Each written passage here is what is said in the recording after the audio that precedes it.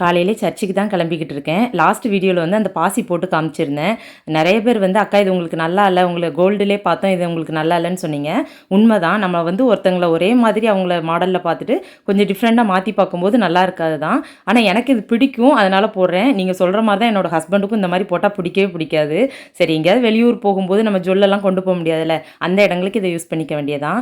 இந்த பைபிள் ரெண்டுமே பார்த்தீங்கன்னா ஃப்ரெண்ட்ஸ், என்னோட என்கேஜ்மெண்ட்டுக்கு நான் ஹஸ்பண்டுக்கு ப்ரெசென்ட் பண்ணதும், ஹஸ்பண்ட் எனக்கு ப்ரெசென்ட் பண்ண பைபிள். எனக்கு அதை எடுக்கும் போதெல்லாம் அந்த மெமரிஸ் தான் ஞாபகம் வரும். சீக்கிரமாக ஹஸ்பண்ட் கிளம்பி நான் சைட்டுக்கெலாம் போயிட்டு வந்துடுறேன், நீ ரெடி ஆயிரு அப்படின்னாங்க. அவங்க வர்றதுக்குள்ளே நான் ரெடி ஆகிட்டேன். அவங்க சைட்டுக்கு போயிட்டு வந்ததுக்கப்புறம் அப்படி நானும் ஹஸ்பண்டும் சேர்ந்து தான் போனோம். பாப்பாவுக்கு வந்து இன்றைக்கி கொஞ்சம் உடம்பு சரியில்லை, அதனால் தம்பியை கொஞ்சம் பார்த்துக்கோ அப்படின்னு சொல்லிட்டு நாங்கள் 2 பேர் மட்டும்தான் போனோம். சர்ச்சுக்கு போயிட்டு வந்தவொடனே பசி தாங்க முடியல ஃப்ரெண்ட்ஸ். இன்றைக்கி ஃபாஸ்டிங் இருந்து போயிருந்தேன். வந்தவொடனே பார்த்தீங்க அப்படின்னா நம்ம அசன சாம்பார் தான்.